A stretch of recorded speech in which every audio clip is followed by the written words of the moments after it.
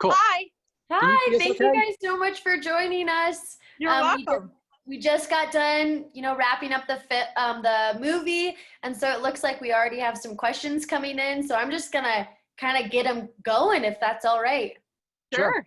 Awesome. So Deb Fahey is kind of our first in the queue. So Deb, I'm gonna go ahead and unmute you. All right, thank you so much, Katie. First, I wanted to say, first, can you hear me? Yeah. Yeah. Hey, Deb. How are you? Hey, John and Molly, it is so good to see you two again. I wish we could come out and visit. I have to tell everybody, this is the 4th time I've watched this movie, and every time it has generated every emotion from smiles and laughter to tears of joy and sadness. Aww. I'm just so pleased to call you friends and so impressed with what you've accomplished on the farm. Thank you. We appreciate it, Deb. Thanks, Deb. And yeah, you've been out here a few times, so you've watched a little bit of the evolution. Absolutely. I have a little bit. I've actually sat on the ridge and looked at the beautiful view. It's amazing. Totally. So I have a couple of questions. My one question is, you said at the beginning, first, that it's 200 acres. That was only lemons and avocados when you first bought the farm. Yes. So I'm wondering how many acres is currently productive and how many crops are you actually growing now? Well, we have, as far as in production, I mean, we have, So there's at least 10 to 15% that is habitat restoration. And so that's all native plants and things just for flowering and bringing in pollinators. So that's like 20, almost 20, 25 acres that's just dedicated towards habitat restoration. Yes. And then the vast majority of the rest is farmed. We have very few spots that we're still looking to fill in. Yeah. And we probably grow over, I mean, there's 75 different varieties in that one block. We grow over 200 different things considering everything that's in the garden. 250. Yeah. If you include the garden, it's over 250. It's too many things, Deb. It's not healthy. It's not good for the relationship. It's not good. ADD. Yeah. For both of us. It's not good. You can do a lot. You can do a lot more with a lot less. Let's just say you can focus on the things that really need to be getting done. All right. Well, I just want to encourage anyone who happens to be in Moorpark, California, to make a visit and check it out in person because it is absolutely amazing. Thank you, Deb. We appreciate your support so much. We'll see you again soon, I hope. Definitely. Bye. Awesome. Thank you, Deb. So we have another question. I am going to apologize right now if I mispronounce anybody's names. So we also have a question from Betty Solik. So Betty, I'm gonna,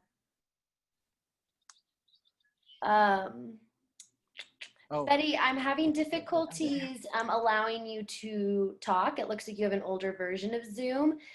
Would you want to type that question you have in the Q&A box and then I can ask that for you? So we'll go ahead and allow Pia Richardson to ask your question. Pia, you're permitted, so you can go ahead and Hi, it's actually my son Liam, who's 6, and he has a question. All right. Hey, Liam. Why did you guys need to dig up those trees? Why did we what? Need to dig up those trees. Why do we need to dig them up? So those trees, the orchard trees, I think you're talking about at the beginning, and those were very, very old trees. Those were over 50-year-old trees, and we had to take them out because nothing we were going to do to those trees would have brought them back and made them productive. So we started over again, but we used them to grind them up and put them around the trees at the base to create good habitat for worms and keep moisture in. So we did utilize them. Yeah, we turned all the trees back into soil so that they could be turned back into trees again. Yes. That's really cool. Do you have another question? Any other questions? If you guys, by the way, I'm going to try to go over and say hi to Emma the pig before this ends. So give me like a 2-minute warning when it needs to end, and I'll go over and we'll go visit with Emma. Great. All right, Pia, do you guys have any other questions? Do you? 'Cause she's got to move on to the next person. Yeah. Okay. Sorry, guys. Oh, you're That's okay. He's very interested in farming. Our dream is to have a farm, so this is really motivating for him. I would think Liam's one of the most important age groups watching the film, because ultimately, Totally.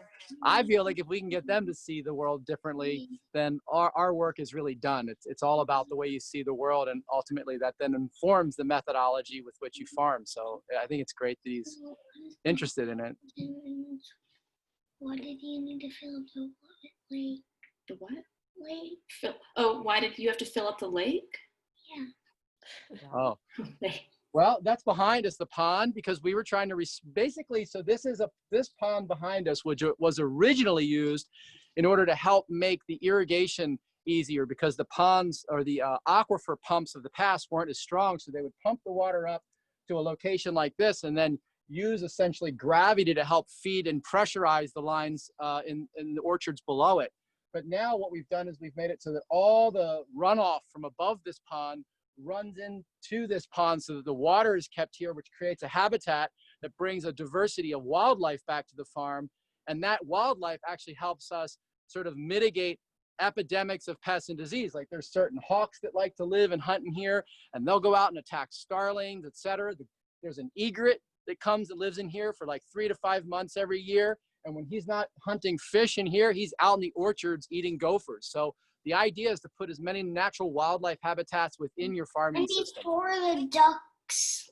And for the That's ducks. there. And But for the then ducks. most of them got killed by the coyotes. Yeah, some of them did get killed. Thanks for your question, Some of Liam. them made it. Thanks so And some much, did guys. make it. Really appreciate it. Sure. Thank you, Pia, and thank you, Liam, for tuning in. So Betty did manage to kind of get her question is, so she was asking, where were the funds for the original infrastructure, pond, worm composter, the compost tea, which I thought we are trying to use that on our golf course, so that was really exciting to see. So where did the funding, I think you mentioned in the beginning that there was an investor within the farm. How did that kind of come to fruition? So it's a good question. So there's 3 ways that farms get funded. One is a bank, which is predominantly most of our country and many other countries. A bank gives a loan. There's a private investor, or you're independently wealthy. In our particular case, we had a private investor who had invested in other farms, both I guess you could say conventional operations. And then this was something that they were really interested in because they saw that regenerative agriculture was the future, and soil health was the future, and biodiversity had a lot to do with all the other issues that we were facing from a planetary perspective. So we found a very aligned team essentially to build this thing with. So we didn't have to really convince them.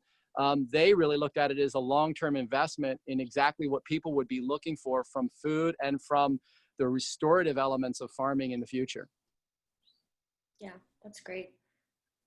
And I think if any young farmer is out there, rather than working with a bank, another way of doing this is partnering with people who have land and have the ability to invest in it, because you're increasing their land value when you're bringing back the health of their soil. A lot of farms end up becoming extractively farmed to the point where they can no longer grow food, and then they have to be sold and turned into a housing development. But a lot of these areas are zoned as agriculture and can't be turned into housing developments. So these properties sit idle as essentially depleted landscapes, unable to generate any revenue for those individuals. So somebody who's got a lot of land and an interest in restorative and regenerative agriculture, a young farmer wanting to farm it in that way is a blessing and an investment in the right direction. Mm-hmm. There's a lot of work going on in Boulder County, and maybe you guys are aware of a lot of carbon sequestration projects around, restoring and maintaining agricultural lands, and those lands that are kind of just sitting vacant right now. I mean, agriculture brings in about $40 billion a year in Colorado. It's clearly, it's a big money turner here in the state. So how can we promote, you know, both of this economic piece, but then also this carbon sequestration piece as well. So I think that's really cool. We have another question. I'm glad you brought up carbon sequestration, because it's not in the film, but you know, we've increased soil organic matter here in the last, you know, 8 years, well, almost 9 years now, between 3 and 4%. And soil organic matter, it translates to two really incredibly interesting numbers from our perspective. A 1% increase in soil organic matter per acre enables that acre to actually sequester and hold 20,000 gallons of water per 1%. And so you look at like what we had there was about 1 to 2%. We've increased it another 3 to 4%. That's incredible water holding capacity in the top 12 inches of soil.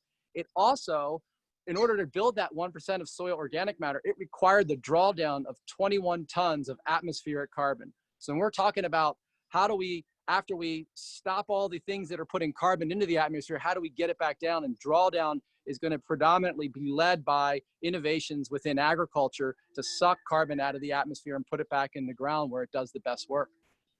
Yeah, definitely. That's fantastic. And I'm glad that you were, you know, able to speak to that piece, especially for our viewers, especially if they can see the work being done here, but then also, you know, kind of translate it across the board. Yeah, so we absolutely. have another question from Beth. So Beth, I'm going to give you the reins. So go ahead and unmute yourself and you can ask your question. Okay, thank you.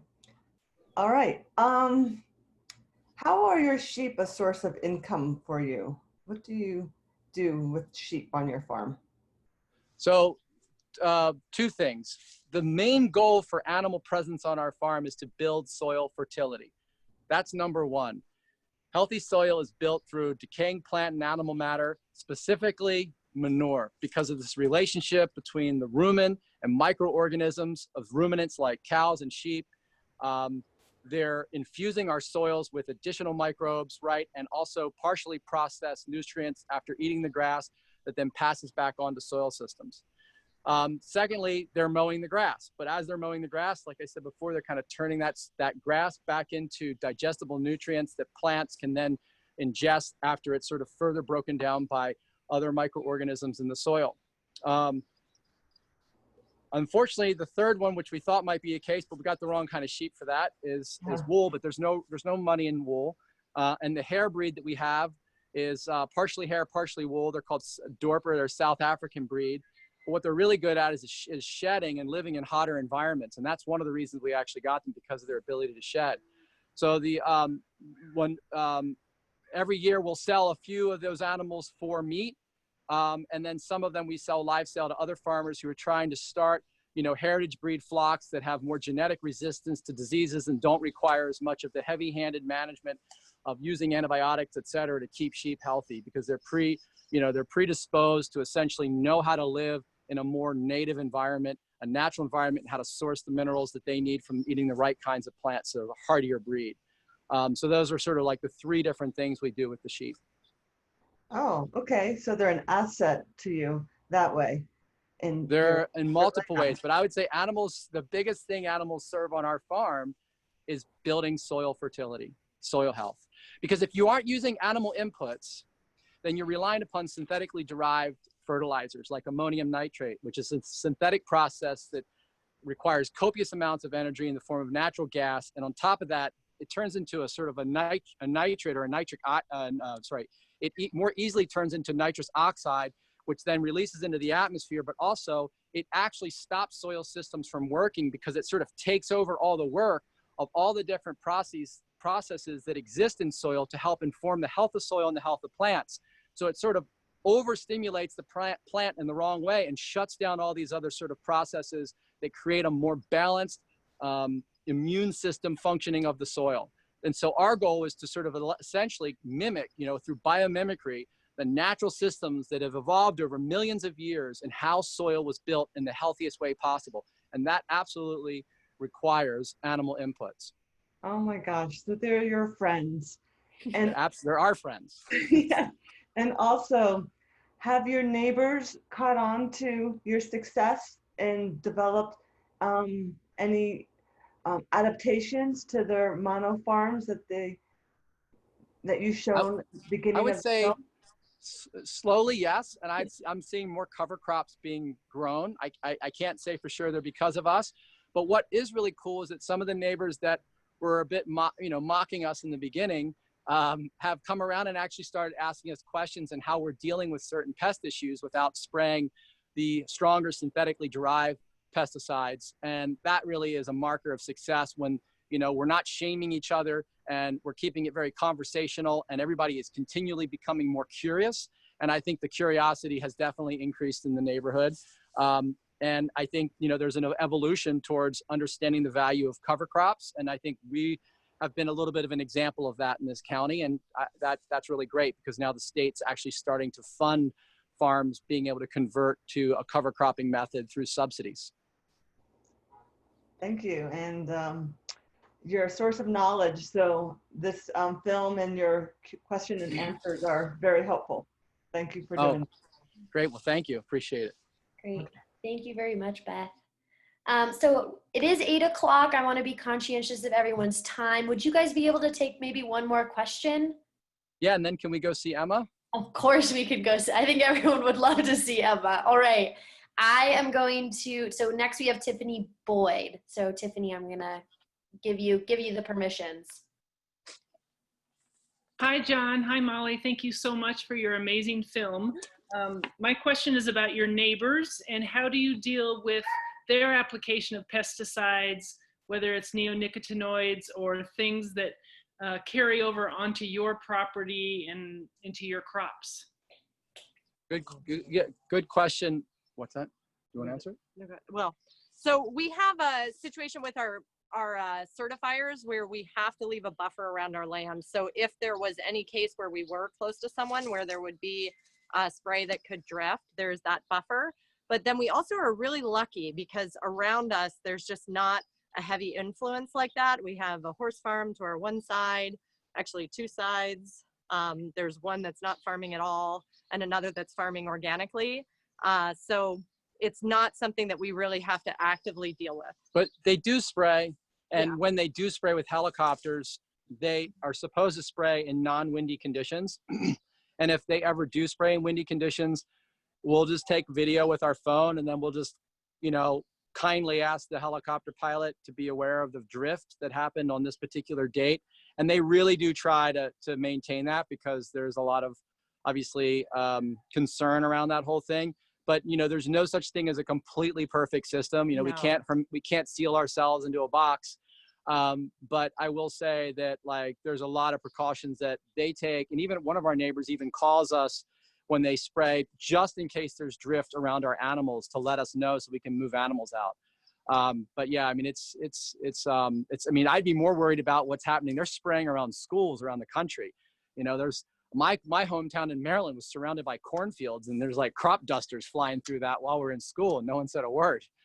Yeah, and no man is an island, so you just have to do the best you can at any point. I mean, you can be eating the most organic food that you possibly can and have emotional challenges and be having detriment to your health as well. So perfection isn't the point, but we do everything that we can to try to limit that. Mm-hmm.